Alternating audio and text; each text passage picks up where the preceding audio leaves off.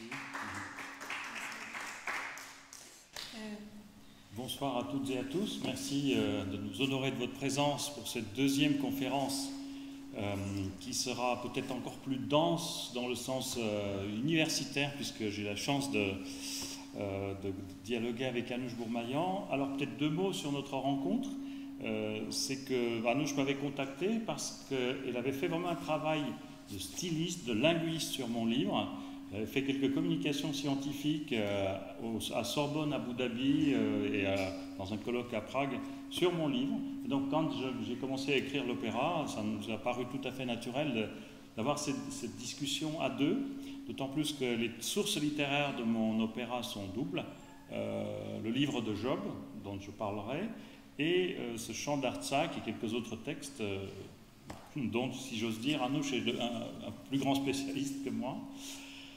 En préambule, je voulais dire qu'il y a dans le dernier opéra de Richard Strauss, Capriccio, cette espèce de discussion entre Flamand, qui est un jeune compositeur, et Olivier, qui est un jeune poète, qui disputent les faveurs de la comtesse Madeleine pour savoir qu'est-ce qui vient d'abord, la musique ou la parole.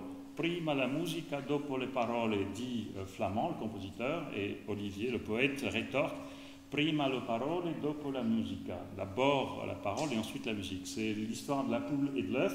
Alors j'ai eu le disconfort de disputer entre moi-même ces deux éléments, et je suis très heureux de bénéficier de la médiation d'Anouche pour dépatouiller tout cela. Qu'est-ce qui vient d'abord, musique ou parole? Aujourd'hui, on se concentre sur ces textes, mais vous verrez que les liens entre les textes littéraires et la musique qui en suit sont beaucoup plus complexes, beaucoup plus subtils. Et nous lançons les hostilités donc. C'est ça. Merci beaucoup Michel Pétrosian pour votre invitation. Merci également à la Cité Bleue. Donc voilà, comme l'a rappelé Michel Pétrosian, j'ai commencé à travailler sur ce livre, donc Chant d'Artsakh, à l'occasion d'une conférence qui portait donc sur le français, enfin les écrivains qui écrivent en français langue autre, c'est-à-dire dont le français n'est pas la langue maternelle mais qui écrivent néanmoins en français, donc au XXIe siècle. Et puis j'ai profité du fait que l'auteur soit bien vivant pour le solliciter, et j'ai eu vraiment la chance et le plaisir voilà, de voir que Michel Pétrosian me répondait immédiatement, et voilà, d'emblée voilà, a eu voilà, plaisir visiblement à échanger avec moi. Donc c'était une grande chance, et j'ai eu donc envie de poursuivre mes travaux sur son texte. Je voulais dire aussi brièvement que comment est-ce que j'ai découvert son texte, en fait, Chant d'Artsakh. Eh bien, donc je souhaitais travailler sur un auteur d'origine arménienne, l'étant moi-même, et quelqu'un de proche, quelqu'un de ma famille m'a suggéré en fait son nom et donc son livre, en me disant combien en fait, parce que je vais le redire, mais son texte en fait est issu correspond à un recueil de posts Facebook, et cette personne m'avait donc dit à quel point en fait ces posts Facebook qui étaient publiés régulièrement pendant la guerre en Artsakh, la guerre au Karabakh, avait été salutaire en fait pour lui. En fait, il m'avait expliqué à quel point à la fois ces textes étaient riches d'un point de vue analytique, marquaient une grande implication émotionnelle, mais témoignaient, et c'est ce qui était aussi très salutaire, d'une forme de distance, mais au sens d'une forme de prise de hauteur en fait. Et je pense que c'est quelque chose qu'on retrouve d'autant plus dans son opéra. Voilà. Alors donc, comme le disait Michel Pétrosian, ce texte, le livret, comme on dit, donc, de l'opéra, a une source double. Il s'appuie à la fois donc, sur des extraits de Chant d'Artsakh et sur donc, le livre de Job. Donc, Michel vous propose tout d'abord de nous dire quelques mots sur le réemploi, la réactualisation du livre de Job. Alors, le livre de Job, dont évidemment on avait un peu parlé lors de la première conférence, parce que ce choix ne s'est pas imposé tout de suite, mais lorsqu'il s'est imposé, quand on m'avait proposé d'écrire un opéra, il est devenu une évidence parce qu'il traite justement de ce sujet un peu plus universel. Le point de départ était celui dont parle Anouche, ce drame qui avait suscité beaucoup d'émotions, enfin qui concernait les Arméniens, mais c'est le point de départ, mais pas le point d'arrivée. Le point de départ et le point d'arrivée, c'est quand même cette thématique de la souffrance injuste. C'est cette question que tout le monde se pose, à titre individuel ou collectivement, quand un mal un peu démesuré nous frappe. Pourquoi? Question pourquoi, qu'est-ce qu'on a fait? Parce qu'on cherche une forme de justice presque métaphysique, n'est-ce pas, entre ce que l'on aurait pu commettre et ce qui nous tombe dessus. Et le livre de Job est très intéressant de ce point de vue-là, parce qu'il y a une disproportion absolue. Job, il est déclaré avec 4 qualificatifs, un homme intègre et juste, craignant Dieu et se détournant du mal, donc à la fois qualifié positivement et négativement, mais comme vraiment l'exemple même de l'être humain parfait. Et ensuite, il lui arrive des choses comme si c'était la pire des créatures. Et quand ça arrive, c'était aussi une questionnement qui s'est posé chez les Arméniens, qui se pose partout ailleurs, est-ce qu'il y aurait des méfaits que l'on aurait commis? Et on peut se poser cette question de manière individuelle, mais aussi à l'échelle plus vaste. Est-ce qu'on est puni pour quelque chose qu'on n'a pas fait ou qu'on a fait et dont on n'est pas conscient? Et c'est très intéressant parce que cette interrogation, et parfois de manière assez binaire, se pose alors même qu'on n'a aucune croyance. On est complètement, on nie totalement la transcendance. Et souvent, j'ai remarqué que les gens qui n'ont aucune conviction spirituelle, cela pose comme une sorte d'injustice de manière d'autant plus forte. Et ce livre est posé dans le livre de Job, qui est fait de manière, enfin je décris succinctement comment il est fait. Il y a un prologue et un épilogue en prose, et l'essentiel du corpus du livre, ce sont des dialogues dans un style poétique, et c'est la langue sans doute la plus riche de la Bible hébraïque ou de l'Ancien Testament. Et il y a une sorte de prologue où 2 fois on a un dialogue entre Dieu et le Satan. Alors le Satan apparaît pour la première fois tel quel dans la Bible, dans ce texte. Et je tiens beaucoup à cette précision, le Satan, puisque Satan, normalement, c'est un substantif qui veut dire l'adversaire, tandis que le mot Job, le nom de Job, veut dire l'ennemi. Déjà, il y a une sorte d'ambiguïté, parce que Job va poser souvent cette question à Dieu, pourquoi me prends-tu pour un ennemi? Et le Satan, l'adversaire, essaye d'introduire dans ce prologue un doute dans le cœur de... Wow, je parle sans doute trop fort. Essaye d'introduire cette espèce de question un peu sournoise. Est-ce pour rien Job craint Dieu? Est-ce pour rien qu'il est si parfait? Parce que tout va bien pour lui. Hein, ses troupeaux mettent bas, ses actions prospèrent, ses enfants marchent bien, etc. Et le Satan pose cette question à Dieu. Est-ce pour rien que Job craint Dieu? Si tu lui enlèves tout ce qu'il a de bien, on verra s'il ne te maudira pas en face. Et Dieu accepte ce pari. Donc il va laisser Satan de frapper Job d'une série d'épreuves. Et dans mon opéra, il y a vraiment une scène assez marquante où il y a un échange avec les 4 messagers qui annoncent des malheurs, les uns plus amplifiés que les autres, jusqu'à perdre jusqu'à ses enfants, hein, tous ses biens et ses enfants. Et deuxième série d'épreuves, donc Job résiste, deuxième série d'épreuves, Satan dit oui, mais d'accord, mais il y a quelque chose de très égoïste en nous. Et tant que nous ne sommes pas touchés personnellement dans notre chair, dans notre santé, on peut supporter les épreuves. Touche-le dans sa chair et tu verras s'il ne te maudit pas en face. Et c'est tellement fin comme psychologie, vous voyez, on est tous un peu concernés. Job a cette phrase, il m'arrive le pire de ce que j'imaginais, tout ce qui est mauvais m'arrive, etc. Et on est presque un peu superstitieux à lire ce livre. Et donc, il va être frappé dans sa chair, et c'est comme ça que Job est passé à la postérité. La plus ancienne représentation du livre de Job, c'est la femme de Job qui ferme son nez parce qu'il est plein de pustules, etc. Il est sur un tas de fumier, Job. Et jusqu'au bout, il réduit à son expression la plus simple, nu je suis sorti du ventre de ma mère, nu j'entrerai dans le ventre de la terre, dit-il. Il persiste à croire en ce Dieu, mais c'est un peu absurde, parce qu'il n'y a plus aucune raison d'espérer en un Dieu juste qui maîtrise tout, etc. C'est tellement disproportionnel. Et donc là commence le grand corpus du livre de Job. C'est des questions entre Job et ses 3 amis, dont j'en ai féminisé une, parce que j'avais besoin de femmes, et qui vont à 3 reprises, enfin il y aura 3 séries de dialogues, d'abord essayer de le consoler, ensuite commencent à l'avertir et finissent par l'accuser, en lui disant en fait, finalement tu as des péchés cachés, Dieu est juste, il ne peut pas se tromper, une vision très binaire. Et Job, son problème, c'est qu'il sait d'un côté qu'il est innocent, il n'a rien fait de mal, et au contraire, il est présenté à double reprise comme vraiment l'exemple de l'homme parfait. et ça ne rentre pas dans sa tête. Il ne peut pas impliquer le fait que Dieu est injuste, parce que s'il disait, voilà, il n'y a pas d'équivalence entre ce que je vis et ce que j'ai fait, parce que ça implique un tort divin. Donc il y a une espèce de dissonance cognitive, et c'est aussi ce qui nous arrive, enfin moi ça m'est arrivé suite à ces événements un peu tragiques. Qu'est-ce qui s'est passé? En quoi, les Arméniens en particulier, mais d'autres peuples que l'on peut observer aujourd'hui, qui ont le statut du martyr, hein, qu'est-ce qu'ils ont fait pour recevoir encore et jusqu'au bout, jusqu'à ce qu'ils disparaissent? Et à la fin, il y a Dieu quand même qui répond à Job, et on est dans un surréalisme absolu, parce que Dieu ne donne pas des réponses à ces pourquoi de Job, mais il fait un cours de météorologie. Est-ce que tu connais les lois de la nature? Est-ce que tu conduis la grande ours, l'Orient, etc. Est-ce que tu sais les sources de la lumière, le séjour des ténèbres, etc. Puis il lui fait un cours de zoologie, c'est le décalogue des animaux, et dans mon opéra, je me suis servi de cet aspect-là pour citer quelques œuvres musicales, par exemple le Carnaval des animaux de Saint-Saëns. Et puis, Job va connaître une sorte d'expérience, il n'aura pas les réponses à ces questions, et je me garde bien de donner des réponses moi-même, hein, c'est plutôt une manière de se poser des questions. Et donc, voilà, tout cet aspect littéraire est comme médiatisé, actualisé par des textes que j'ai écrits, le chant d'Artsakh. Et je laisse à Anouche le soin d'en parler.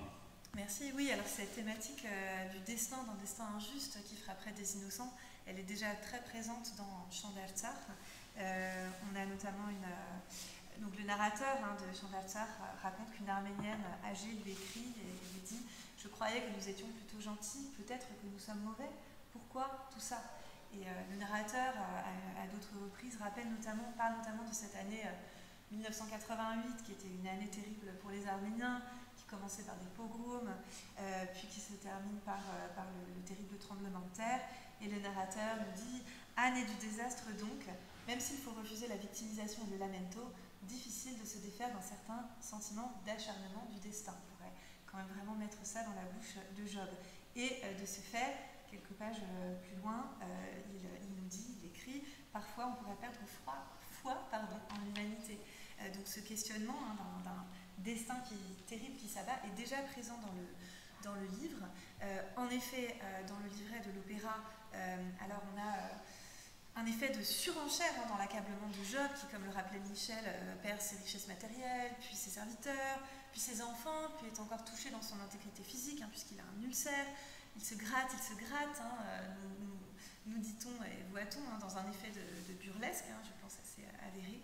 Et puis on a des outils linguistiques, j'en cite quelques-uns, mais on a par exemple ce qu'on appelle une négation métalinguistique. Job voit arriver le troisième messager, et il le regarde, essaie d'interpréter en fait ce que celui-ci veut lui dire, et lui dit « Mauvaise nouvelle ? Non, sinon tu aurais un visage officiel. La nouvelle n'est donc pas mauvaise, ni très très mauvaise. Je lis sur ton visage, elle est terrible, parle. » Donc cette négation métalinguistique, elle n'est pas mauvaise, elle est terrible. C'est vraiment un outil pour montrer le caractère complètement exorbitant de cette souffrance que rencontre Job. Moi, j'y ai vu vraiment des échos avec le genre de la tragédie antique, la tragédie classique. On a, avec cette idée d'un destin qui s'abat et qui s'acharne sur un personnage, parfois aveugle d'ailleurs à ce qui lui arrive.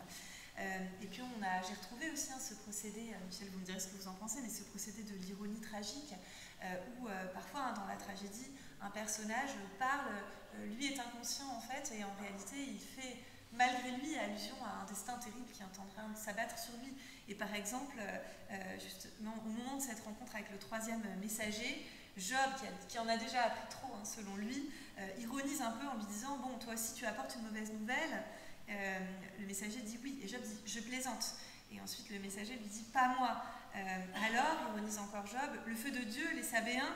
Et le troisième messager lui répond « Les Chaldéens, en 3 bandes, ils se sont jetés sur les chameaux et ont passé tes serviteurs au fil de l'épée. » Et Job ironise encore en répétant les paroles des messagers précédents. « Et tu t'es échappé, toi seul, pour me l'annoncer, et je me suis échappé, moi seul, pour te l'annoncer. » Et là, Job s'écrit hors de ma vue, mais on a vraiment ce procès d'ironie tragique où voilà, lui ironise, et en vérité, ce qu'il présente comme une plaisanterie correspond bien à de nouveaux méfaits, de nouvelles catastrophes qui s'abattent sur lui. Je ne sais pas, Michel, si vous voulez en dire un mot. Oui, l'ironie, enfin le rire, c'est une arme terrible. Hein. Parfois, c'est ce qui reste enfin, quand on n'a plus aucune arme, on rit jaune, etc. Parce qu'il faut répondre d'une manière ou d'une autre au réel. Et je pense que là se loge quelque chose d'assez intéressant, le rapport de l'art au réel. La différence, par exemple, entre l'idéologie, parce qu'on peut se servir d'une œuvre d'art et voyez, faire passer certaines idées. Ça peut être fort, mais ça a une courte durée. Et moi, je vise un peu plus haut, si j'ose dire. Je pense que voilà, et on est d'accord d'ailleurs avec Anaïs de Courson, elle aime bien cette phrase, l'art c'est une réponse au réel. C'est une manière de répondre au réel. Et parfois, cette espèce d'ironie, c'est une manière d'éviter la folie, vous voyez, ou d'éluder la prise, d'adoucir l'attaque.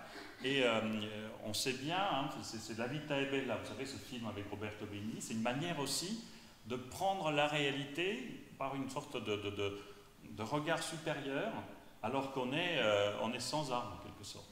Et dans mon opéra, il y a quelques scènes, même d'un rire assez terrible, enfin peut-être Anouche en parlera, qui se base là aussi sur des faits réels, notamment sur une lettre de Brigitte Bardot. Mais ça, on y parviendra. Alors j'y viens, voilà, je vais vous présenter rapidement donc, les extraits de Chant d'Altar qui ont été repris. On va parler un petit peu de ce processus de la réécriture. Donc tout d'abord, Lion en cage, hein, donc, un texte, un poste qui s'intitulait initialement ainsi, Lion en cage. Je le vois moi comme un cri de rage, un cri de dignité. Hein. Nous sommes, vous voyez comment ça commence, hein. Nous sommes des lions en cage, des lions en cage.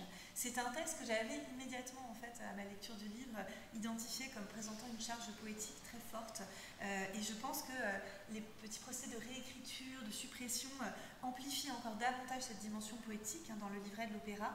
Alors on voit ce refrain, hein, ils sont venus à 10 contre 1, à 100 contre 1, à 1000.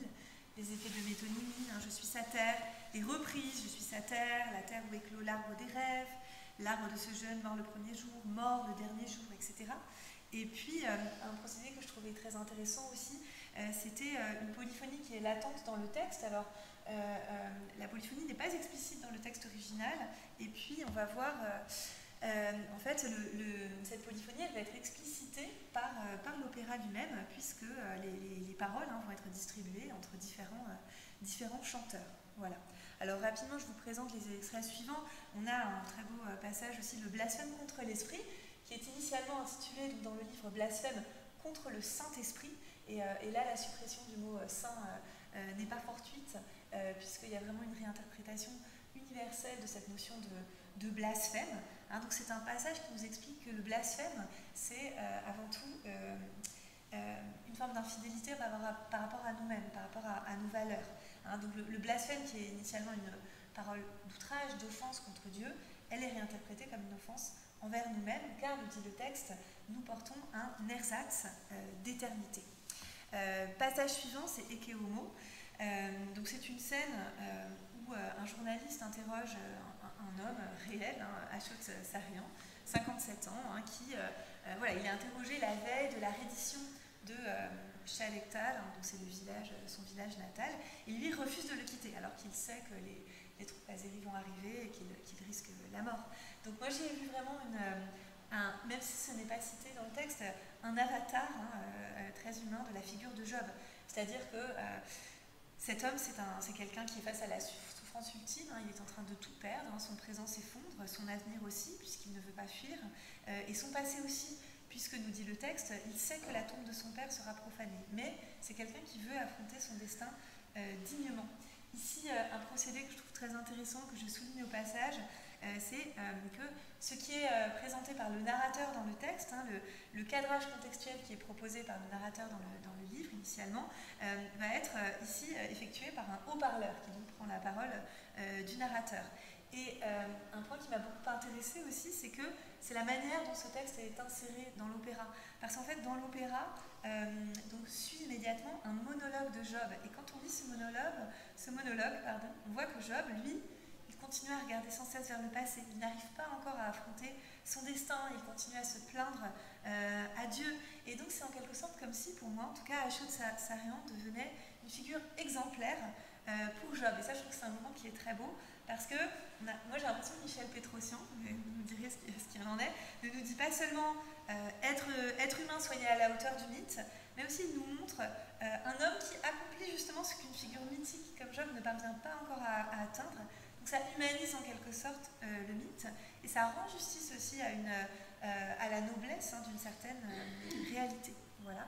Ensuite, on a le final, alors qui, donc je l'ai appris, a été un peu raccourci. Donc on a en fait les deux, le passage de Yemima, puis la fin avec Job et le cœur, qui ont été maintenus dans l'opéra. Donc ce passage en fait est construit à partir donc, de Chant d'Alzar et donc surtout du dernier poste, L'amoureuse du soldat tombé, donc qui est magnifique, que je vous invite à lire en détail. Ça m'a plu que la fin de l'opéra coïncide avec la fin du livre. Voilà, on a une forme de rencontre entre le livre et l'opéra, entre le narrateur, puisque c'est lui qui porte ce passage dans le livre, et Job en fait qui prend en charge dans l'opéra ce passage, bon, avec le cœur. Et puis c'est aussi un moment de coïncidence, parce que moi je l'ai lu comme une coïncidence retrouvée de l'être humain avec lui-même. Donc pour moi c'est une fin qui est aussi dans une certaine mesure plus apaisée. Et puis très, très brièvement, Michel Pétrosian a aussi intégré des passages qui sont voilà, des passages nouveaux par rapport au livre, mais qui sont écrits dans une forme d'homogénéité avec le livre. Donc on a ce passage du parapluie, dans lequel j'ai vu quand même un écho avec, alors j'avais noté le poste, c'est très important que je le dise, le poste du 27 octobre 2020, mais ce qui importe, c'est que c'est un texte qui évoque avec pudeur une réalité très cruelle de cette guerre en Alsace. C'est une primauté assez malheureuse, mais l'utilisation massive des drones par les Azerbaïdjanais dans cette guerre.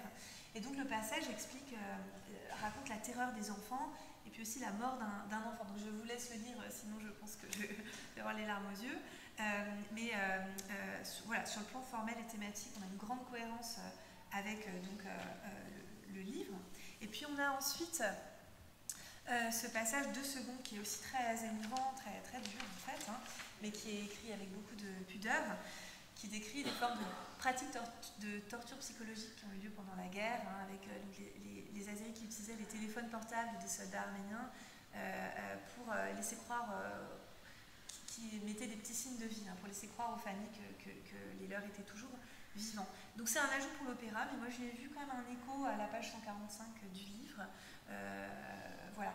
Et puis alors cet ajout aussi qui est quand même un morceau de bravoure, donc cette lettre pour les chiens, ça vient d'une lettre ouverte qui a été effectivement écrite par Brigitte Bardot, donc à Poutine et à Aliyev, mais qui a été réécrite et condensée. Et donc Brigitte Bardot écrit, donc on connaît son attachement pour la cause animale, elle écrit pour demander pitié à ses chefs d'État pour les chiens de l'Altar. Malheureusement, elle ne fait pas de référence aux êtres humains eux-mêmes, et peut-être pensait-elle que ce n'était pas son rôle. Et donc comme vous le voyez à droite, on a ensuite une réécriture qui est humoristique, c'est de l'humour noir, mais l'humour, comme l'a dit Michel Pétrosian, est aussi important dans ces moments-là. Voilà, une réécriture, un pastiche sous la forme d'une chanson punk, avec cette déformation bardog, bear, dog, une déformation qui je pense évoque aussi une forme d'horreur. Et puis à la fin, ce très beau passage, La guerre, qui a été écrit également pour l'opéra.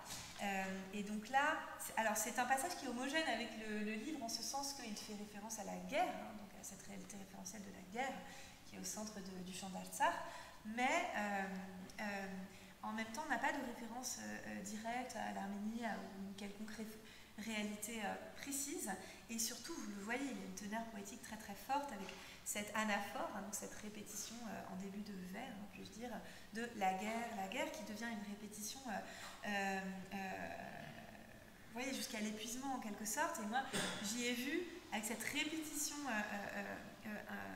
forte de l'expression la guerre, une manière aussi d'oublier dans une certaine mesure et paradoxalement le signifié, parce que ça décrit référentiellement vraiment la réalité de la guerre, pour faire entendre en fait paradoxalement davantage le signifiant. C'est comme si on avait une forme d'émancipation du langage vers un langage plus poétique. Donc, Michel, peut-être voudriez-vous nous dire un mot sur le choix de ces passages?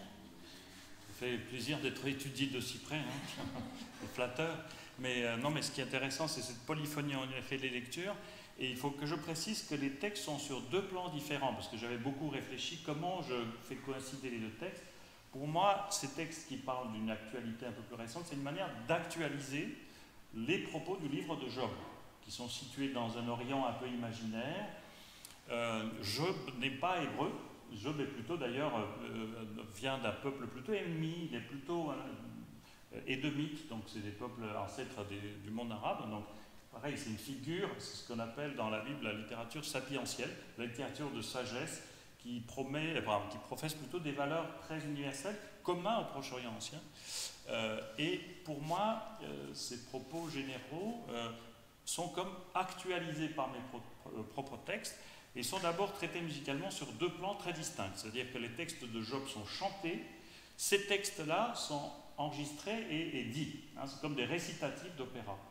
Mais progressivement, ces textes que j'ai écrits se musicalisent. C'est-à-dire tantôt ils sont moitié chantés, moitié parlés, tantôt comme par exemple le cas de La Guerre, sont entièrement chantés. Donc voilà, comme si cette espèce de poétisation du langage devenait aussi musicalisation du langage. Donc d'abord, vraiment vous entendrez, si vous venez écouter l'opéra, de temps en temps, comme ça, des inserts qui, comme actualisent, qui coupent aussi ce qui se passe sur scène. Puis progressivement, les deux se mêlent. Et j'ai été conduit à le faire de manière tout à fait naturelle. Alors, ce qui est intéressant, on parlait de cette ironie grinçante, hein, à la fois j'énonce des faits très désagréables, je ne suis pas du genre à choquer le public, hein, je préfère ne pas donner les détails scabreux, mais ce n'est pas une manière simplement de constituer le camp des ennemis et des amis, mais plutôt à s'adresser, enfin une forme de naïveté peut-être, cette foi, comme je l'exprime dans ce texte, le blasphème contre l'esprit, dans notre humanité commune. C'est-à-dire que j'ai la faiblesse de croire que même les pires des salauds, d'ailleurs il y a tout un registre sur les insultes dans mon opéra, qui est intéressant à étudier, il y a une part, peut-être 2 secondes avant de se réveiller, de quelque chose de conscient, où l'on a une forme de lucidité sur ce que l'on pose comme acte, ce que l'on commet comme méfait. Et peut-être en tant qu'artiste, c'est mon ambition de m'adresser, de m'insérer dans cette espèce de fraction de seconde où les gens peuvent avoir une lucidité. Parce que c'est vrai qu'il suffit de regarder sur ce qui se passe autour de nous, enfin, et ça c'est très banal de le dire, on est quand même stupéfait par le degré de violence, de perversité, d'acharnement, hein, sur ses semblables. Alors l'Arménie c'est un cas particulier, mais on peut en citer 1000 encore maintenant sous nos yeux. Et ça me fascine, ce mystère de mal. Donc c'est quand même une méditation aussi métaphysique sur cette réalité du mal. Parfois on peut imaginer des antagonismes très naturels, hein, des gens de religions différentes, des ethnies opposées. Ça semble un peu naturel que les conflits s'enflamment. Mais la réalité montre que ce n'est pas toujours le cas. Il y a des peuples frères, des cousins germains qui s'entretuent. Enfin en Europe on est... historiquement on peut le voir, mais encore aujourd'hui, etc. Donc il y a quelque chose qui dépasse les clivages qui semblent naturels.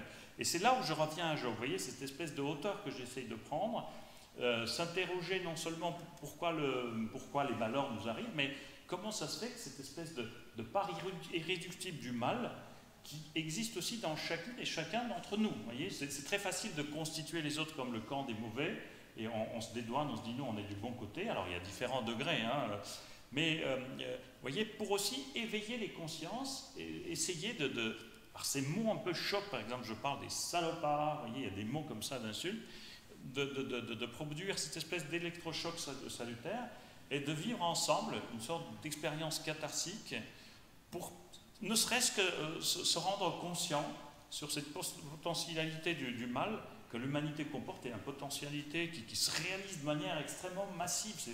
Moi, ça ne me laisse pas dormir. Et donc, je trouve, encore une fois, cette réponse au réel par un opéra. Parce qu'un opéra, alors on peut avoir différentes options, hein, mais on peut, je veux dire, s'évader dans une espèce de rêverie qui nous distrait pendant quelques instants. Mais je trouve que ce n'est pas justifié. La Cité Bleue déploie de tels moyens, il y a de tels merveilleux musiciens qui sont sollicités. Vous voyez, il y a une telle énergie qui est sollicitée qu'il me semblait un peu indécent de m'occuper de futilité quand on s'occupe de l'opéra. C'est vraiment qu'il faut que ça soit une espèce d'expérience vitale, et cette espèce de dynamique entre les deux textes me permet en tout cas d'être dans un propos qui peut-être fait sens, hein, mais qui est la matière première vraiment de la musique, d'une œuvre d'art qui vise comme ça l'interstice de l'âme. Alors juste un dernier mot sur la réécriture justement de ces passages. Moi, je pense que le principe qui préside, c'est vraiment celui de la réduction, hein, la nécessité d'aller vers l'épure, vers une forme simple et efficace, puisque finalement dans l'opéra, le langage n'est plus le seul protagoniste. On a la musique, on a l'image aussi, la scénographie. Donc c'est vraiment un travail d'orfèvre qu'a dû accomplir l'auteur pour cette réécriture. Michel Pétrossan m'a confié qu'il avait écrit, puis-je le dire, 38 38e version, 38 versions du livret, du livret, en fait, et il m'a expliqué que ça allait toujours en se réduisant. Ce que j'ai pu voir, c'est qu'aucun poste, donc aucun texte n'est repris in extenso.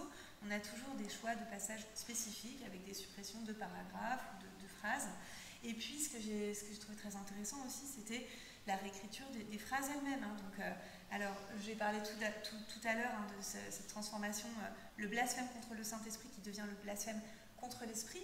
On retire ça pour universaliser le propos. Donc, cette réduction a du sens aussi. Ce n'est pas juste un artifice formel.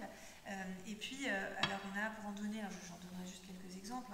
Dans le blasphème contre l'Esprit, vous voyez, on a « Cela empêche de sombrer lorsque nous agissons contre ce que nous sommes fondamentalement », qui devient « Cela empêche de sombrer lorsqu'on se trahit ». Et puis dans Ecce Homo, que celui qui viendra dans ma maison pense aux conséquences, on a qui pense aux conséquences. Donc il y a tout un travail de réécriture très fin. Et j'ai noté un ajout quand même, le seul que j'ai repéré, mais peut-être en ai-je oublié, dans Ecce Homo, justement, l'ajout du mot propre. Et la seule chose que je regrette, c'est de ne pas avoir pu régler cette question et de la transmettre. Alors dans le texte original, on a « à mon fils » et dans l'opéra, dans le livret de l'opéra, on a « à mon propre fils ». Donc propre, comme vous le voyez, c'est un terme qui n'apporte pas d'informations supplémentaires. Il n'a pas de valeur descriptive ou référentielle ici indispensable, mais par contre c'est un intensif en fait. Et ici, évidemment, il est particulièrement fort à l'idée de la transmission. Qu'est-ce que je vais transmettre si ce n'est malheureusement cette guerre. Ici, un petit clin d'œil personnel à mon amie et collègue Isabelle Charnavel qui travaille à l'Université de Genève et qui a fait des travaux très approfondis sur propre, justement, mon propre. Voilà. C'est intéressant parce que cette notion du blasphème, par exemple, aussi questionne nos limites du langage. Alors, je ne parle pas d'aspect polémique, blasphème, etc. C'est que dans le livre de Job, il y a cette question qui est posée parce que Job va assez loin dans son interrogation vis-à-vis de Dieu, au point de faire peur à ses amis, qui disent « Oh là là, tu blasphèmes, qu'est-ce que tu dis là, Dieu ?» Et c'est vrai que quand on lit ce texte, ou quand on lit les psaumes aussi, parfois, on est un peu surpris par une forme de liberté du langage, alors qu'on sait que ces auteurs étaient pourtant extrêmement respectueux de la dimension divine, etc. Et Job, il est vrai, dans le livre, touche aux limites du langage, parce que c'est vrai que la langue ne suffit pas parfois pour exprimer des choses très fortes. Et Job est aux confins, il dit à Dieu, mais détourne ton regard, ça te dérange que je respire encore, laisse-moi expirer jusqu'à la fin, etc. Il dit des choses assez terribles, surtout dans le contexte du Proche-Orient ancien. On ne dit pas facilement des choses comme ça. Et ça questionne aussi notre rapport à la spiritualité. C'est-à-dire que jusqu'où on ose poser des questions ou se révolter même parfois. Parce que moi j'ai eu un mouvement de révolte. Cet opéra est aussi né d'une forme de révolte. Parce qu'on peut évidemment faire un visage de composition, vous voyez, faire tout bien, ou penser le faire bien, etc. Et en même temps, quand il n'y a pas de répondant de l'autre côté, on peut se comporter en client. Quand vous allez dans un restaurant plutôt assez chic, il ne suffit pas que les plats soient bons, il faut que le service aussi soit à la hauteur, n'est-ce pas? Sinon on demande un remboursement ou on fait des doléances, etc. Et dans notre rapport avec celui qui est censé maîtriser les choses, si tant est qu'on a quelques croyances, c'est pas simplement un détail qui ne va pas, c'est pas simplement que les serviettes ne sont pas en tissu mais en papier, c'est carrément la vaisselle sale ou brisée où le serveur vous verse le vin sur votre chemise et c'est indélébile, etc. Et donc là, vous avez une réaction. Et donc dans les textes, de temps en temps, je parviens à un langage assez vert et j'ai demandé au chanteur Hugo Rabec, quand il enregistrait l'un des textes, savais-tu, salopard, et ça s'adresse notamment à ceux qui font du trafic d'armes, que cette arme allait chercher un innocent. Et j'ai demandé au chanteur de mettre toute l'intensité qui est possible dans ce mot salopard pour pouvoir exprimer quelque chose. Et encore, on voit que les insultes, c'est faible, parce qu'on ne peut pas loger toute l'intensité de ce que l'on ressent dans ce genre de mots-là. Et c'est là où, de la parole, on bascule vers la musique, qui peut peut-être exprimer quelque chose qui est au-delà du langage, quelque chose qui est une forme d'intensité. Voilà, c'est... Tout à fait.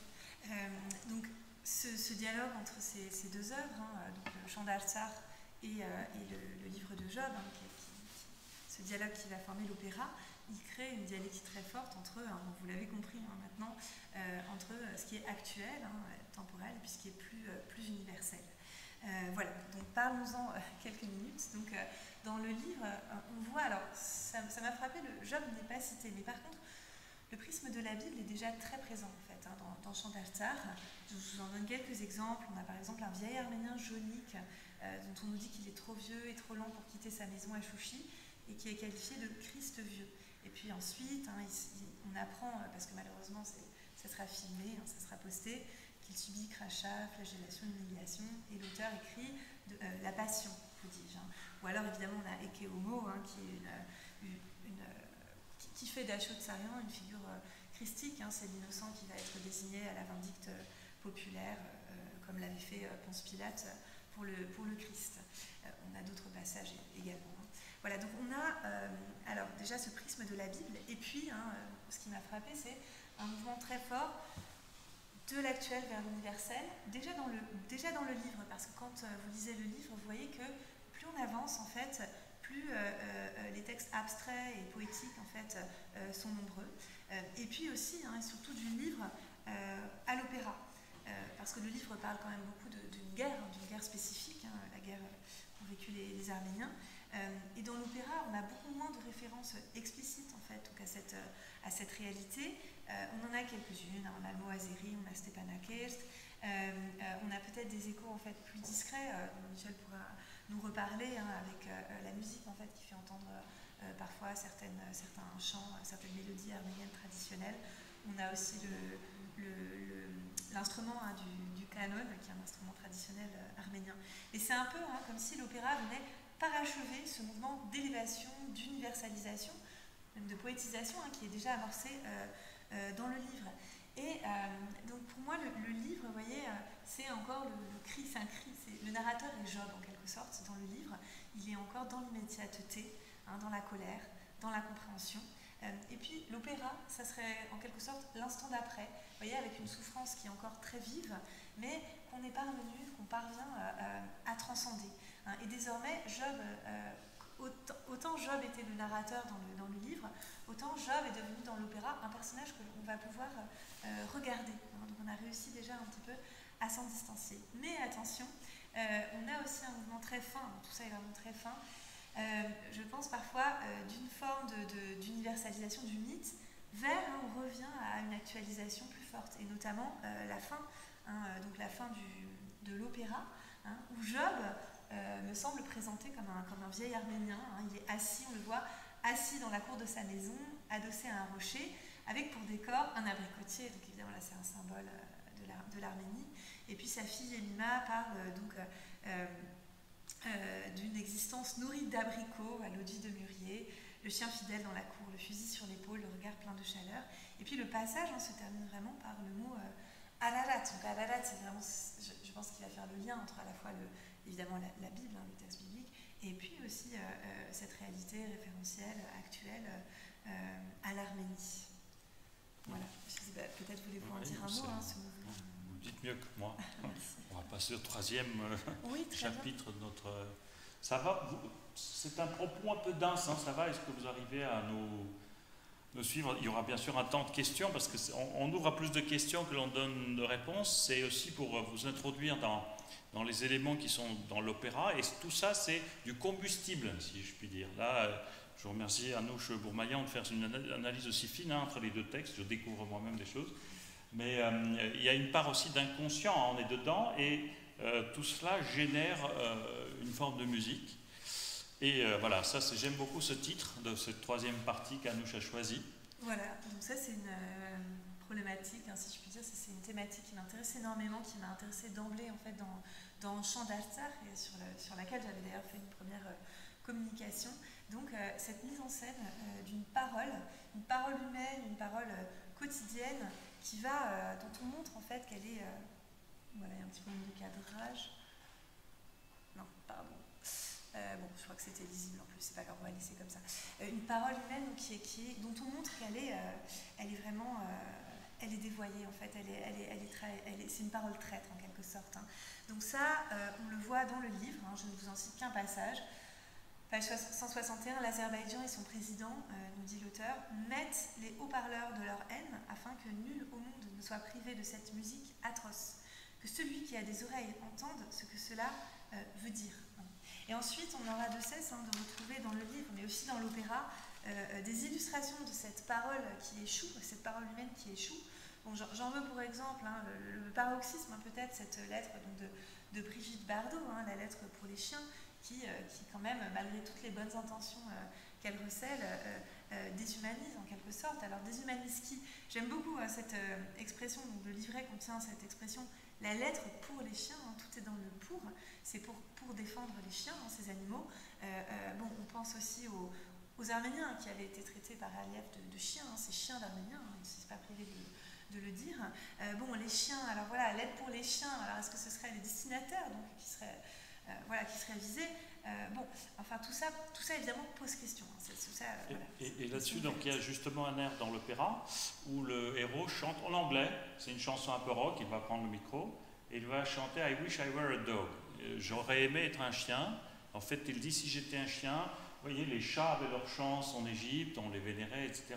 Peut-être suite à cette lettre de Brigitte Bardot, si j'étais un chien, je susciterais un peu plus d'intérêt et ça serait ma chance. Donc c'est une forme d'ironie grinçante, mais pour avoir été dans le Haut-Karabakh en 2020, j'ai assisté, en fait, il y avait 3 jeunes gens, c'est un texte dans mon livre qui s'appelle « Les 3 jeunes gens dans la fournaise », là aussi il y a une sorte de parallèle entre des textes bibliques et cette réalité. Et ils étaient appelés sous les drapeaux, donc ils allaient aller au front. C'était assez terrible de voir des jeunes gens de 19 ans qui vraiment... et l'un d'entre eux m'a dit, voyez, quand on tue un lion dans la savane, une espèce rare, le monde entier s'en indigne. Et ici, on tue les êtres humains et ça ne dérange personne. Et c'est pas beaucoup de peuples, beaucoup de situations pourraient dire ça. Vous voyez, parfois, on commence à compter les êtres humains par dizaines, centaines, de milliers, etc. Ça devient des chiffres. Alors que quand c'est un animal rare qui est tué, enfin, c'est vraiment la personnalité de cette espèce rare, on la protège. C'est aussi quelque chose qui est devenu, je n'avais pas prévu que ce serait un chant d'opéra, et il y a, c'est peut-être aussi important de le souligner, une forme de changement de style. L'opéra pour moi c'est le reflet du monde, c'est une œuvre monde qui incorpore des aspects un peu hétéroclites, un peu sales aussi, vous voyez, comme notre réalité l'est, pour non pas rester encore une fois dans une espèce de rapport un peu idéologique, mais pour dépasser ça, pour sublimer ça, et pour, quand on en rit, peut-être on en prend conscience mieux de l'horreur, mais aussi quand on rit ensemble de quelque chose, ça permet de se placer du même côté, cette espèce d'illusion de chercher, de créer du lien, y compris de la part de ceux qui sont de l'autre côté de la barrière. Enfin, voilà. Oui. Et alors ce dévoiement ultime de la parole, c'est le blasphème, dont nous avons déjà beaucoup parlé. Voilà, alors le blasphème, c'est un propos dont le contenu est vicié en tant que tel, et puis parce qu'en fait il ne rend pas justice, il ne rend pas honneur à la fois au locuteur et à son destinataire. Donc Job reproche dans l'opéra explicitement à sa femme de blasphémer. Elle lui dit « maudis donc Dieu et meurs », et il lui dit « mais tu parles comme une folle ». Ensuite, est-ce que lui blasphème ou pas? La question reste ouverte, c'est dont parlait Michel Pétrosian. C'est une vraie question, il se détourne en tout cas au moins partiellement de Dieu au moins un certain temps. Alors en tout cas ce qu'on voit c'est que cette parole humaine elle semble être mise en échec dans une certaine mesure. Dans le livre en fait on voit le narrateur se présente lui-même en rêve en train de hurler et il nous dit que personne ne l'entend. Ça c'est page 43. Page 60 aussi, il a peur de l'anéantissement d'un peuple et il nous dit, je cite, « Je veux que mon cri amical parvienne à tous ». Dans l'opéra, Job produit des salves répétées de reproches à Dieu. Ce sont des appels de plus en plus désespérés, des cris. On a une répétition de « Je crie vers toi et tu ne me réponds pas ». Et puis, alors ce qui m'a frappé aussi, c'est cette phrase. Job nous dit « Pourquoi espérer quand je n'ai plus de force ?» Donc ça, c'est ce qu'on appelle en linguistique un acte de langage indirect. C'est Searle qui a beaucoup travaillé là-dessus. Cette phrase prend l'apparence d'une question qui s'adresse à quelqu'un qui attendrait une réponse. Et en réalité, on voit que pourquoi espérer quand je n'ai plus de force, en réalité, c'est une assertion, c'est un aveu de désespoir, un aveu, je pense, d'échec du langage. Voilà.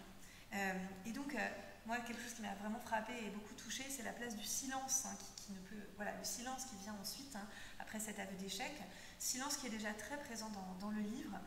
Alors, quelques brefs exemples, hein, qui m'avaient beaucoup touché.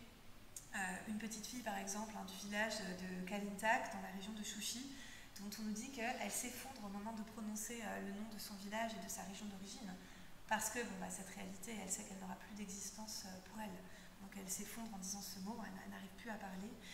Et puis, alors, très fort aussi, un apologue. Un apologue, c'est un petit récit, une petite histoire qui vient illustrer une morale. Et là, je vois vraiment un apologue dans ce texte intitulé « L'homme et son jardin ». Le titre aurait pu être, je pense, « Le silence est d'or » d'ailleurs. Donc, brièvement, ce texte nous raconte l'histoire d'un homme dont on ignore le nom d'ailleurs, hein, c'est l'homme. Il n'a rien et il est frappé en quelque sorte de mutisme, hein, il ne dit pratiquement rien, il esquisse parfois quelques sourires. On ne sait pratiquement rien de lui, hein, et simplement donc cet homme reçoit un petit lopin de terre à côté de l'Institut de biochimie, hein, sur les hauteurs de Yerevan, la capitale arménienne. Et puis on le voit du matin au soir travailler ce petit lopin de terre qui est petit, qui est très ingrat, qui est vraiment rempli de cailloux. Et puis lui, en fait, consciencieusement, hein, de manière très appliquée, travaille à retirer ce caillou et à essayer de faire de cette terre très hostile un terreau fertile. Et puis on raconte, hein, le texte raconte les réactions d'abord un peu amusées, peut-être même un peu méprisantes du personnel de l'Institut de biochimie. Et puis au fur et à mesure, en fait, il se prête d'intérêt pour cet homme. Et puis nous dit le texte, progressivement, en fait, l'ardeur en fait, de cet homme va rejaillir en fait, sur le personnel de l'Institut de biochimie qui commence à, voilà, ces personnes commencent à être de plus en plus souriantes, elles-mêmes de plus en plus impliquées dans leur travail. On voit des progrès, enfin des résultats nettement, enfin en tout cas visiblement meilleurs. Hein. Et puis alors la fin de ce texte est assez cruelle, hein. La chute est brutale puisqu'on apprend que cet homme a subi les pogroms en fait, de Sumgait en 88, au début de la guerre du Kalabar, et qu'il a perdu sa femme et sa fille, qui ont été, puis-je le dire, massacrés à coups de marteau à pic, alors qu'il était absent. Mais voilà, je retrouve un peu, comme chez La Fontaine, parfois, hein, la morale de la fable est absente, hein, sauf qu'ici, je pense que la morale de l'apologue est vraiment transparente. Cette idée que face à l'indicible, hein, eh bien, il reste le silence, et puis aussi la résilience, hein, et l'action, dans une certaine mesure. Hein.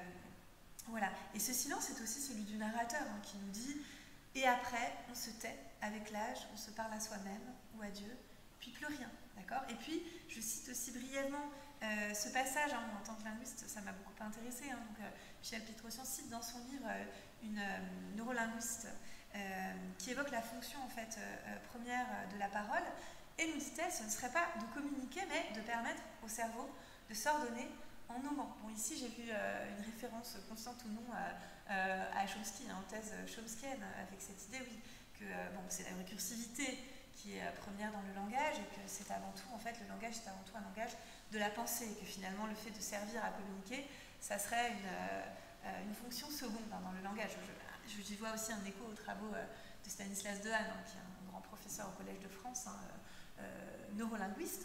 Donc voilà, moi-même, je ne trancherai pas sur ces questions, mais je trouvais très intéressante aussi cette référence scientifique à une idée qui est peut-être plus poétique et puis en fait métaphysique sur, dans une certaine mesure, une forme d'intransitivité du langage. Le langage ne nous permet pas seulement, ou parfois échoue aussi en fait à communiquer. Et d'ailleurs, dans l'opéra, hein, j'avais noté ce rôle d'un enfant muet. Moi, ce qui m'a frappé, c'est cette alliance entre l'enfant qui représente la pureté de l'innocence et puis l'absence de parole, hein, qui rappellerait peut-être une forme de vanité de la parole aussi. Hein. Voilà. Donc je ne cite pas tous les passages dans l'opéra qui font allusion au silence, mais ils sont nombreux. Mais en tout cas, l'art nous dit, je pense, le livre et plus encore l'opéra, l'art peut nous permettre peut-être de résoudre cette aporie. Donc dans l'opéra, Ilia rappelle que Dieu s'exprime d'une façon particulière. Pourtant, nous dit-on, Dieu parle d'une manière et puis d'une autre. Il parle par des songes, par des visions nocturnes. Et puis, en fait, on voit apparaître cette figure de l'ange intercesseur, qui d'ailleurs était déjà présente en filigrane dans les livres. Et donc, on peut, je pense, y voir une figure de l'art, en fait, hein, avec cette invitation à transcender, en fait, peut-être une réalité première, à transcender, en fait, aller au-delà de ce langage quotidien pour aller au contraire vers la création d'un langage artistique, un langage peut-être holistique, pourrait-on dire, poétique, hein, qui pourra dire davantage. Voilà. Et dans le livre, Michel Pétrosian cite la figure de Komitas. Komitas, c'est une figure qui est très importante pour les Arméniens notamment. Donc c'est un prêtre musicien, un grand musicologue en fait, qui est allé recueillir dans les campagnes tous les chants traditionnels arméniens. Donc il a fait un vrai travail de musicologue, enfin anthropologue en fait. Voilà. Et c'est une figure tutélaire de la musique arménienne. J'y vois, je ne sais pas si vous acquiescerez aussi, peut-être un double de l'auteur.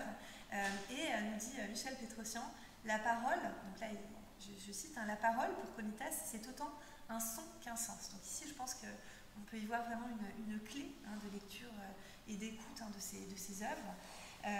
Voilà, où la figure, le langage en fait serait davantage un langage poétique, un langage parlé. J'y vois aussi dans une certaine mesure un écho à la figure d'Orphée, vous savez, donc dans la mythologie antique, Orphée c'était ce poète musicien qui réussissait à parler grâce à sa lyre et à sa musique aux animaux, aux plantes en fait. Donc c'est un langage qui se fait dans une certaine mesure action. Impressionnant. Mais en tout cas, pour conclure rapidement, et on va ouvrir aux questions, c'est le fait d'évoquer certaines réalités, de se poser certaines questions, ne se limite pas à ça. Enfin, à la fin de l'opéra, il y a quand même cette affirmation d'une espérance malgré tout, et par une sorte de retour aux origines.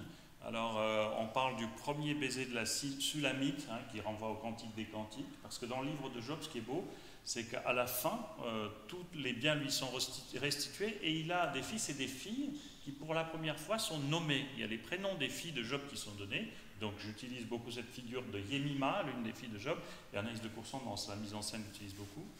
Et donc, le baiser de la Sulamite, le cyprès d'Abarkou, c'est le plus ancien cyprès au monde qui se trouve en Iran, et donc la première robe qui éclot dans la vallée d'Ararat. Voilà, donc une sorte par cette espèce de retour à l'origine, cette espèce d'espérance de retrouver quand même non pas l'humanité innocente, mais le fait que malgré tout, malgré les horreurs, etc., grâce à ce que l'on peut vivre ensemble comme question, grâce à ce que l'on peut poser ensemble comme question, il y a quand même des perspectives d'avenir qui s'ouvrent devant Job, déjà, et devant nous tous et toutes qui pouvons écouter cette œuvre et passer ce temps ensemble, comme nous venons de le faire. Merci de votre écoute. Et,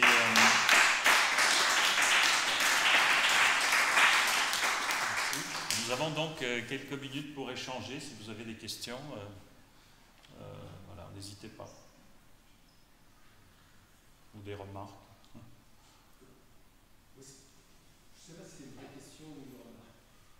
Je suis un peu perplexe dans le rapprochement qui est fait entre la personne, Job, l'individu, le singulier, absolument singulier, vous l'avez souligné, parce que le juste absolu, on va presque dire, et puis et la communauté. Comment on passe de l'un à l'autre? Parce que le juste soit unique, peut-être, je l'espère, mais que le collectif soit purement juste. Je ne sais pas comment expliquer ça. C'est une très bonne question. Alors, il ne s'agit pas tellement de la justice. D'abord, le fait qu'un groupe est personnifié, on le voit tout le temps dans les textes bibliques. Par exemple, les prophètes jouent beaucoup là-dessus. Par exemple, l'une des interprétations de la figure du juste souffrant dans le livre d'Ésaïe, c'est tantôt un collectif, tantôt un personnel. Ce n'est pas tant le fait que ça soit injuste, c'est plutôt la disproportion entre ce qu'un collectif subit, qui serait la punition des méfaits qu'on aurait commis collectivement, et la disproportion immense. C'est évidemment toujours très délicat de sanctuariser l'un et de disqualifier l'autre, mais on peut globalement voir des populations qui vivaient un peu en paix les uns avec les autres, et qui ont été laminées, massacrées. Et la question qui se pose, est-ce qu'ils ont fait quelque chose qui le mérite? Et j'ai vu des questions se poser collectivement. Enfin, chez les Arméniens, je l'ai rencontré par exemple. Il y a des gens qui se disaient, mais peut-être on est mauvais, etc. Et j'ai rencontré ça chez d'autres. Et ça, alors on a des psychologues et des psychiatres parmi nous qui peuvent vraiment l'attester que les victimes absolument innocentes, l'un des premiers réflexes, c'est de culpabiliser et de chercher la faute en soi. Et parfois, le travail long, enfin, je ne veux pas parler à la place des spécialistes, hein, mais c'est presque un lieu commun, le long travail du psychologue, c'est peut-être dénouer ces culpabilités qui n'ont pas lieu d'être. Mais c'est un réflexe tout à fait habituel, normal, etc. Alors, moi j'ai évidemment lu plusieurs lectures du livre de Job. L'une d'entre elles, la plus célèbre, c'est celle de René Girard, La route antique des hommes pervers, qui applique au livre de Job, sa lecture vraiment qu'il applique à tous les textes, celui du bouc émissaire. Vous avez tout à fait raison, c'est vrai que Job est une figure à part, parce qu'il est même présent. En fait, le livre de Job, c'est une réécriture du récit de la Genèse. Hein. Point par point, on peut le voir. Le récit de la Genèse, par exemple, c'est l'écriture de la création à l'échelle universelle. Le premier monologue de Job, c'est l'écriture de la décréation à l'échelle individuelle. Tous les termes qu'il choisit, maudit soit le jour de ma naissance, qui ne soit pas compté parmi les nombres des jours de l'année. Enfin, vraiment, il défait les choses. Et il est présenté comme une sorte de perfection, d'où l'enjeu entre Dieu et le Satan. Hein. Si le plus beau de la création a une faille, c'est que toute la création est mauvaise. Donc il y a d'autres dimensions. Voilà. Mais c'est une partie de ma lecture, de se dire, voilà, c'est l'inadéquation entre les injustices, la souffrance subie et les fautes supposées commises. Donc, mais tout à fait, hein, il y a bien des salauds chez les Arméniens, il n'y a pas de problème là-dessus. Non, mais c'est dans n'importe quel groupe. C'est pas parce qu'on subit des choses que ça vous sanctuarise. Hein. Ça, c'est quand même un biais aussi très facile, où les gens qui subissent, les victimes, sont comme sanctifiés et présentés comme un collectif des saints, alors que c'est pas vrai. Mais justement, c'est pas parce qu'il y a des gens qui sont mauvais que ce qui leur arrive est justifié aussi. Hein. C'est cette subtilité-là. Voilà. Oui. Très délicatement interpeller le spécialiste que je ne suis malgré tout pas au chapitre de la culpabilité, mais pour rebondir, si on pense au tremblement de terre de 88, on a aussi vu le mouvement inverse, à savoir qu'il y a eu des actions terroristes, qu'il y a eu des détonations souterraines visant à détruire le territoire arménien des partis, donc de projeter sur un ennemi extérieur. Mais au-delà de ces aspects-là, culpabilité et projection, je voudrais quand même, Michel, vous remercier tous les deux pour votre présentation et je ne sais pas dans quel état je serai le 10 parce que votre présentation est vraiment très, très émouvante et j'arrête pas de me demander qu'est-ce qui me touche dans votre présentation. Et je crois qu'il y a quelque chose effectivement très universel. C'est très universel alors qu'il s'agit d'Arménie, d'Artsakh. Et c'est quelque chose de très convaincant. Et finalement, les spécialistes, c'est toi, le librettiste, le compositeur, qui, tant qu'à faire sans le savoir, dit quelque chose de très profond, très universel, de l'esprit humain. Et finalement, s'il y a des questions, il n'y a pas de réponse, c'est que les deux sont étroitement liés entre le bien et le mal. C'est pas que l'homme est bon et la société le rend mauvais. Et je trouve que c'est un travail admirable, encore que j'ai tout à en découvrir bientôt, de ce travail, tu te réfères au réel, et effectivement, qui ne cesse de nous impacter, voire de plus en plus. Et il y a là un travail de transformation remarquable par la parole, par la musique.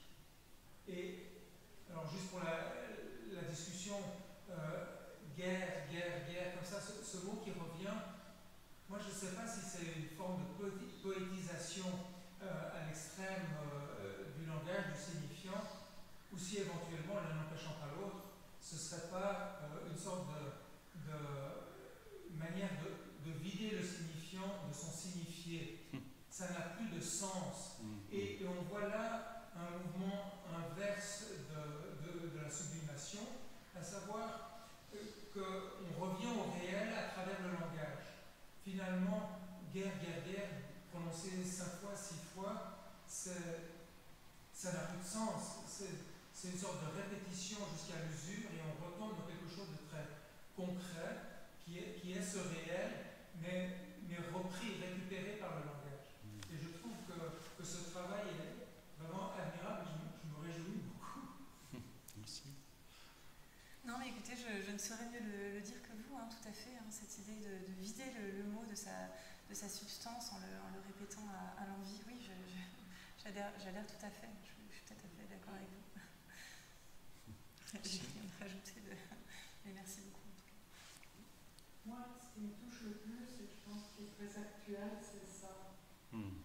C'est-à-dire qu'on est dans ce monde où il y a plein de paroles, et les paroles ne sont pas soutenues par une fréquence vibratoire, elles sont vides.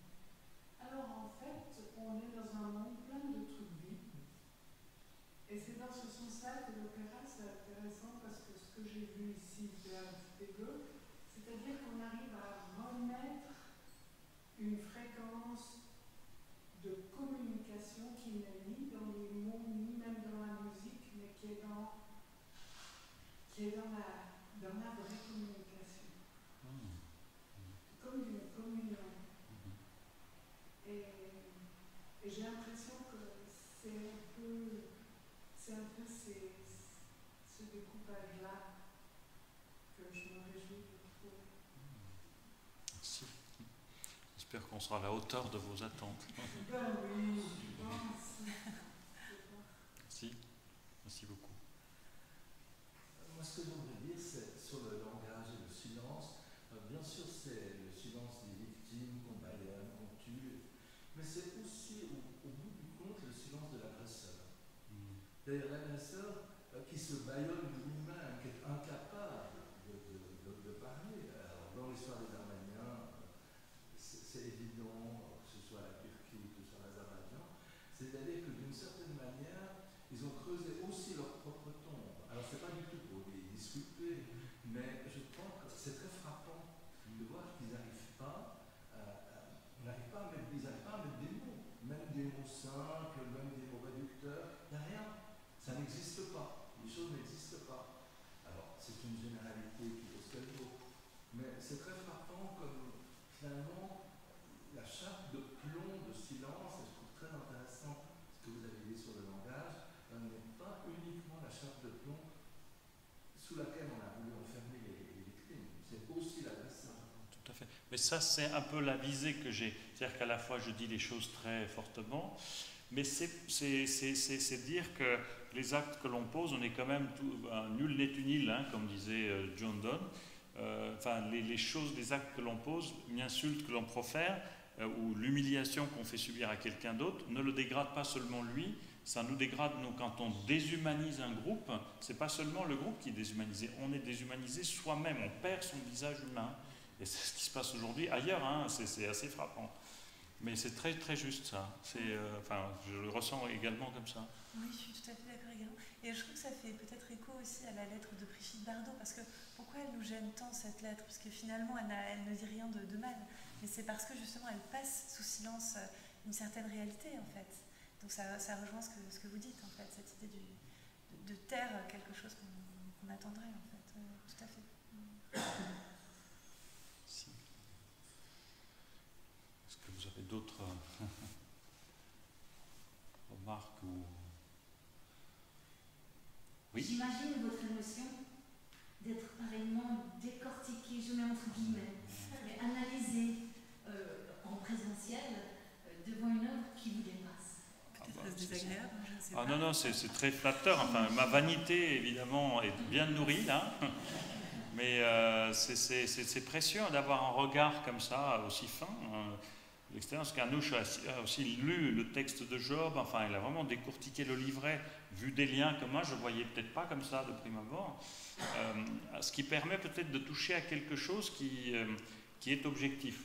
Je m'explique, c'est-à-dire quand j'ai commencé par exemple à écrire ces textes qui ont donné naissance à ce livre, qui a surgi voilà, comme ça suite à des posts, c'est qu'il y a des personnes qui me lisaient sur Facebook, que je ne connaissais ni d'Ève ni d'Adam, qui n'avaient pas le même background culturel, disaient mais vous exprimez exactement ce que l'on ressent. Et ça c'était pour un compositeur contemporain une sensation assez étrange, hein, parce qu'en général on est plutôt très seul, on est un peu hermétique, et je devenais malgré moi le porte-parole d'une énergie commune, vous voyez, et une énergie commune donc, qui dépasse peut-être le cadre strict qui a fait surgir ces textes, parce qu'encore une fois, même on se le disait entre les musiciens, ces textes, certaines situations dans l'opéra font écho à des situations actuelles qui n'ont rien à voir avec l'Arménie.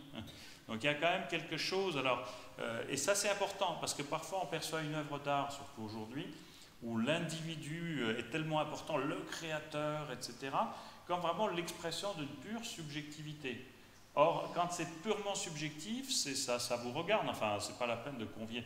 Il faut quand même que l'on touche, surtout aussi dans un opéra, à quelque chose qui nous dépasse dans le bon sens du terme. Hein. C'est pas dans le sens où je suis tellement génial que j'ai fait un truc qui me dépasse, mais on a été touché soi-même de manière forte, on ne peut pas rester sans voix, et on trouve une forme d'exutoire qui plus ou moins imparfaitement reflète quand même quelque chose qui puisse aussi susciter une émotion chez d'autres. Vous voyez, et c'est vrai que grâce à l'analyse de nous, je suis très flatté, très heureux. Hein, on voit aussi ces liens, ces passerelles, c'est quelque chose d'organique. J'ai mis quand même 4 ans à écrire cet opéra. Hein. Pendant 1 an, j'ai fait qu'écrire le livret, par exemple. Et en effet, on avait fait la 38e version, parce qu'il y avait aussi Anaïs de Courson, la metteuse en scène, il y avait le regard de Leonardo Garcia Larcón, très précieux, pour trouver vraiment une matière d'un livret à l'opéra. C'est quelque chose d'assez précis, tout en conservant cette émotion, en posant ces problématiques qui m'intéressent, quoi, hein. Mais c'est sûr que c'est un grand privilège. Pour moi aussi. Bien, si vous n'avez pas d'autres... on peut prolonger, hein, de manière formelle. Merci beaucoup en tout cas de votre venue.